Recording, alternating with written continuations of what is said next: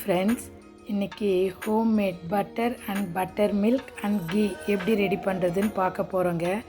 நான் இதை ஒரு வாரமாக பால் எடுத்து நான் சேர்த்து வச்சுருக்கேங்க. ஒரு 3 டீஸ்பூன் அளவுக்கு கர்ட் சேர்த்து இது ஒரு 8 மணி நேரம் நல்லா புளிக்கணுங்க.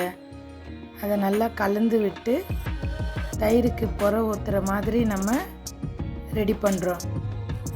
இதை நான் நைட்டில் செய்கிறேங்க. மறுநாள் காலையில் நான் ஓப்பன் பண்ணி பார்க்குறேன். நல்லா புளிச்சு வந்திருக்கு தயிர். இதை ஒரு மிக்ஸி ஜாருக்கு மாற்ற போகிறேங்க.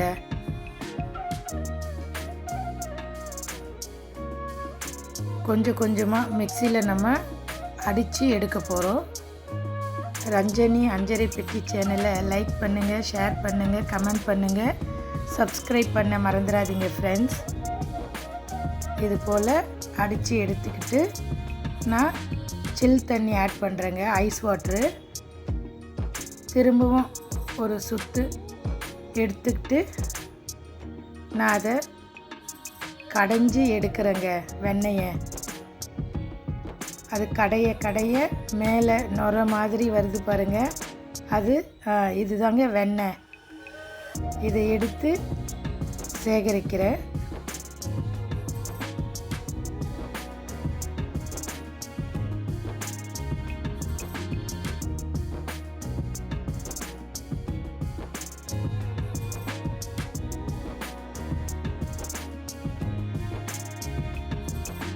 விஸ்கு வச்சு நல்லா கடையிறங்க. இது போல் தான் நான் ரெடி பண்ணி கீ ரெடி பண்ணேங்க. இது போல் நல்லா கடைஞ்சி எடுத்தோம்னா நல்ல வெண்ணெய் வருதுங்க. இந்த நுரையாட்டம் வர்றது தான் நான் சேகரித்து நெய் தயார் பண்ணியிருக்கேன்.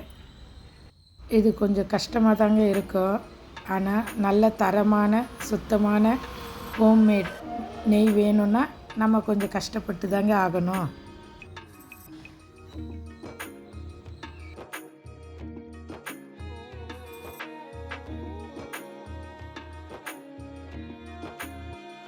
வாணலியை ஸ்டவ்வில் வச்சு நம்ம சிம்மில் வச்சு நம்ம ஹீட் பண்ண போகிறோங்க. அது அப்படியே மெல்ட் ஆகிடும், கீ ரெடி ஆகிடும்ப்பா.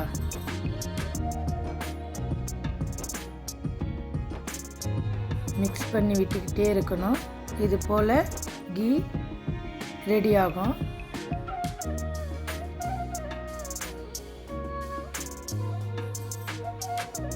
அவ்வளோதாங்க, நல்லா பிரிஞ்சு வந்துருச்சு. பார்க்க எவ்வளோ ஃப்ரெஷ்ஷான நெய் ரெடிங்க. நம்ம வீட்டில் கறி லீவ்ஸோ இல்லைன்னா முருங்கை இலையோ இருந்து அதை ஆட் பண்ணணுங்க. இப்போ சில்னஸ் பண்ணி நம்ம வடிகட்டி எடுக்க போகிறோம். நல்ல சுத்தமான தரமான ஹோம்மேட் கீ ரெடிங்க. வாங்க சேர்ந்து சமைப்போம், சேர்ந்து ருசிப்போம். நன்றி நண்பர்களே.